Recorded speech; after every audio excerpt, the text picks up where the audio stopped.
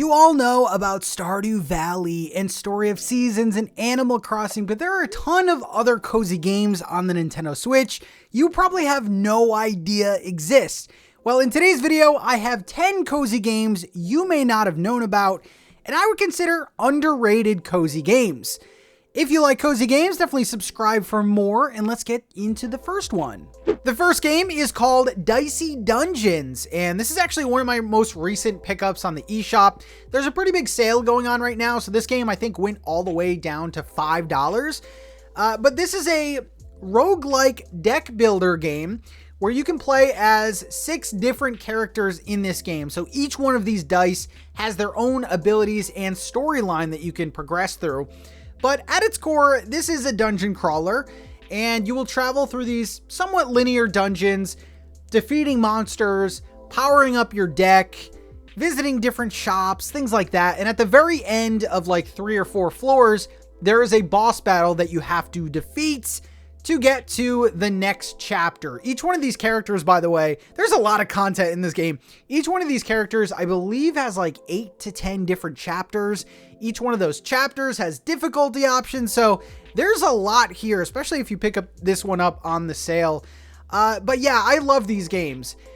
Every time you play it, it's a different experience because you can customize your deck any way you want. And I was actually surprised how challenging this game is. You know, it's a very colorful, very awesome soundtrack type game, but hidden beneath that is actually a pretty difficult roguelike. So if you like these games, especially with combat and deck building, this is the one for you. I've been loving it so far. All right, this next game is a little bit of a tough sell, but stay with me here. This game is called Pocket Card Jockey Ride On, and you might be surprised to know that the developer of this game is Game Freak, the same developer that makes the Pokemon games. So before I even tell you about the game, there's definitely a level of polish on this game that maybe some other cheaper indie games don't have. But yeah, this game is kind of odd. It is a mixture between solitaire and horse racing. So yeah, a little obscure. But this is actually a follow-up to Pocket Card Jockey, which was on the Nintendo 3DS and has a very much a cult classic following to it. So yeah, you basically play this game. You clear away cards. So if you have like a 4, you have to get like a 5 next, or you can go 3. You know, so it's very much like solitaire. You're trying to get these numbers in a line, and once you clear them out, it switches over to the horse racing mode, which you have to kind of strategically place your horse and while preserving stamina so that you can ultimately win the race. It's a very weird game. I'm going to be honest. I've never played anything like it, but it is super addicting. And even though there is a racing element, so you can technically lose, I really like the card game and I like the mixture of gameplays here. So I think personally it is very cozy. Some people might not think so, but yeah, this game is great. It's $15 on the eShop and a ton of polish. It's made very well. So Pocket Card Jockey Ride On. Definitely check it out if you like these sort of card games. Today's video is brought to you by FlexiSpot, and I wanted to highlight the Lotus reclining chair that they sent me for review. And I've been sitting in it, I have been using it, and I gotta tell someone about it. It's pretty amazing. So the first thing I love about this chair is that it is 64 inches in width, which is perfect for many different sitting positions, whether you sit upright, sideways, cross-legged, and it's perfect for just sitting down and relaxing with a book or your favorite TV show or YouTube channel, or in my case, a Nintendo Switch. Now this chair not only reclines, but it swivels back and forth and it rocks as well. Like literally rocks, but it also is like a rocking chair.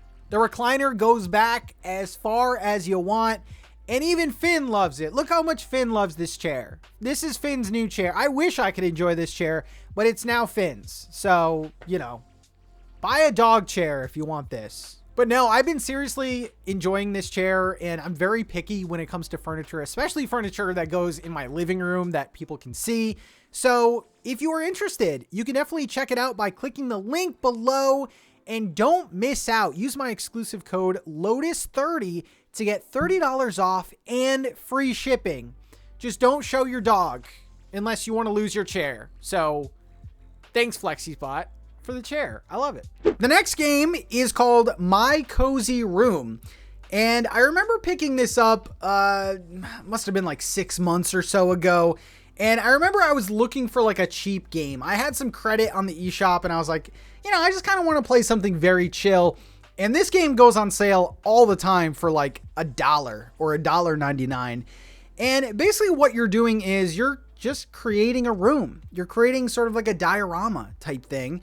And yeah, this game has a bunch of expansions also on the eShop. I really haven't, you know, dove into those, but there's over 500 furniture pieces and decorations, plus wallpaper, flooring patterns, and everything like that. So yeah, you can just kind of chill out and make your little scenes out of the items that this game gives you. And like I said, there's a lot of items in this game, including like a bunch of expansions, you know, that I was saying before. So yeah, if you're looking for something that's not going to break the bank and it's a very chill and cozy time, maybe you liked sort of like the Animal Crossing Happy Home Paradise DLC. Like this is kind of similar, but not really.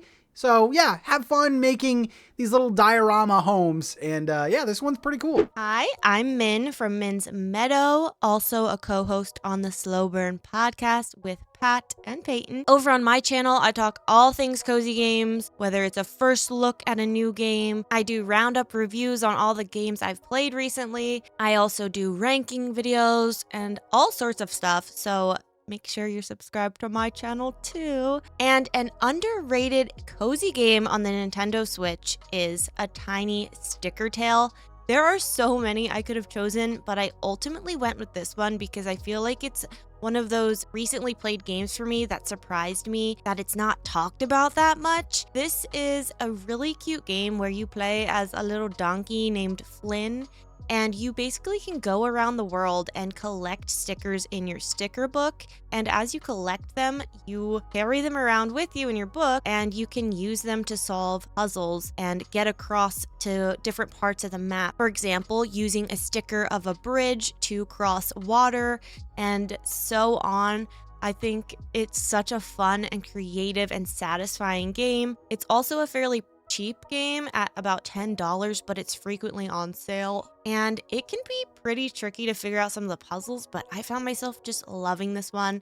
And if you like 100% in games, this one's pretty perfect for that as well, except for there's one achievement that I did not get, so I'm always going to be a little upset about that and probably going to go into the game and get that last achievement at some point. But yeah, it's really wholesome and precious, and it's supposed to be a very short game, about 1 to 2 hours, but I've played it for many more hours than that. So overall, it is an underrated game, and it's called A Tiny Sticker Tale. Check it out. Let me know if you have checked it out so we can gush over it together.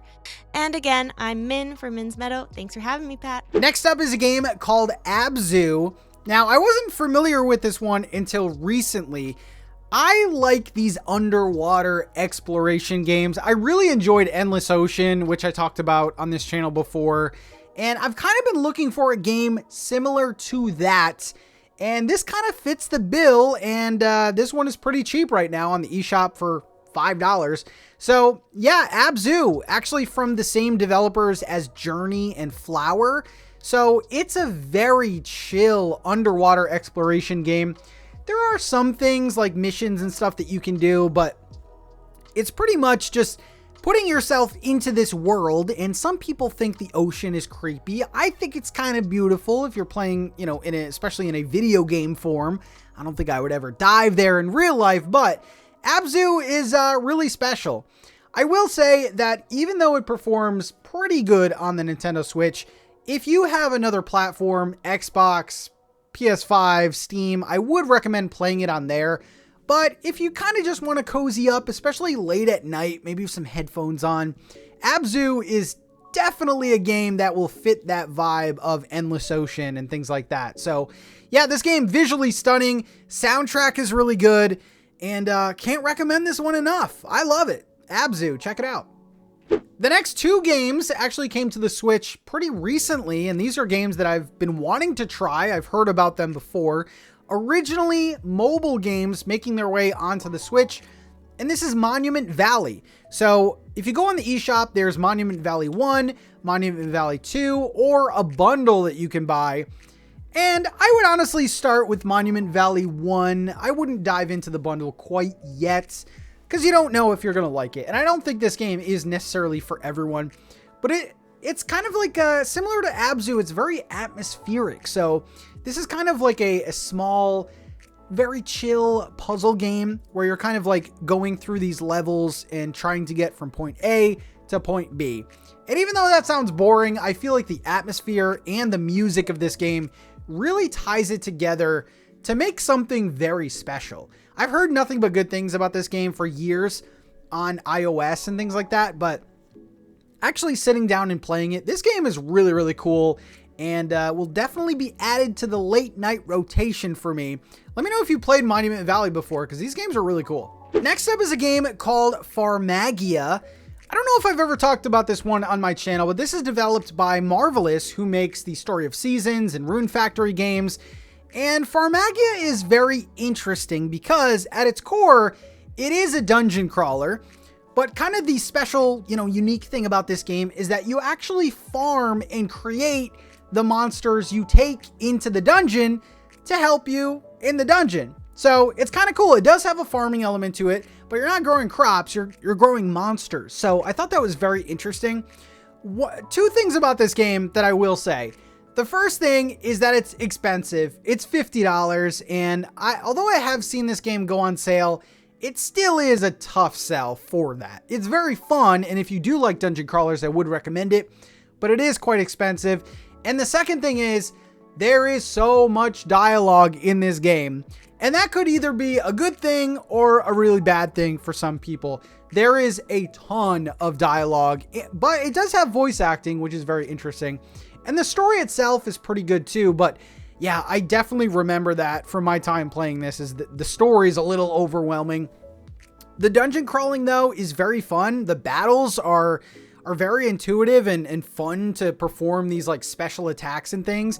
And the farming, although basic, it is kind of cool to find and grow new monsters to take with you. So yeah, this is kind of a tough recommend for those reasons, but I still think it's super underrated, and I had a really good time with it. Next up is Roots of Pacha. Now, this game is actually on sale at the time of creating this video for 50% off, so definitely a better sale there and a better sell from me. But yeah, this is basically, and I hate using this example, but this is basically Stardew Valley in the Stone Age. Like literally, it even kind of looks like Stardew Valley. But it really has its own thing going for it. And I really appreciate the developer, making a game that is set in the Stone Age, prehistoric era, but really running with that theme. Like every part of this game has that theming in mind. It's not just a coat of paint to make it look unique. Like this is a very high quality game, and I don't hear nearly anyone talk about this. So if you do like those very grindy, life sims, Stardew-like games, but you're kind of bored and you need like a cool theme to go with it, Roots of Pacha is honestly a must play. I think it's one of the better farming games on Switch in general. The only thing that I didn't really like about it is that it doesn't have combat.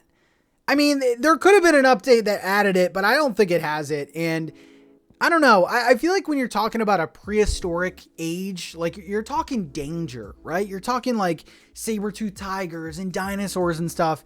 And this game just didn't have any of that, which not every cozy game needs combat, but I was kind of, needing it in this game. But besides that, that's a non-issue for some people.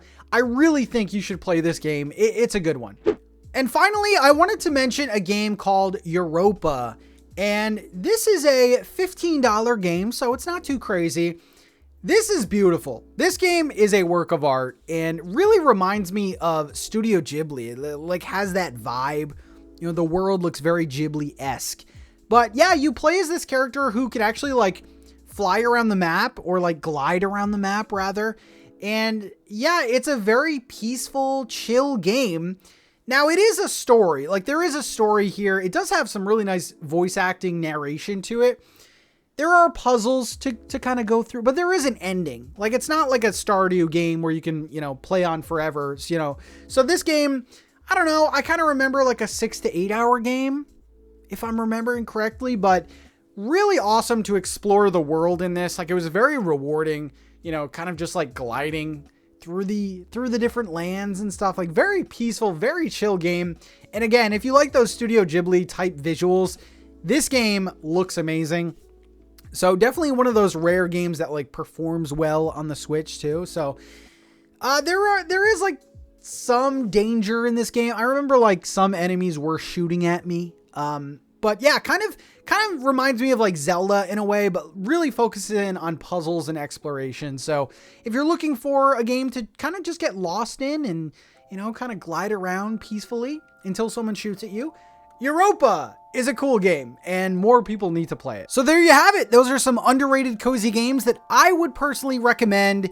And yeah, if you have played, Stardew to death, or you've played Animal Crossing and you're looking for something new, or just a game to play in between bigger games, these are all great picks and all somewhat affordable too. There are a couple exceptions, but yeah, let me know what you think of this list. Thank you again, Min, for joining me today. And let me know in the comments some of your underrated cozy game picks. Thanks again for watching. Subscribe for more, and I will see you in the next one. Bye, everyone.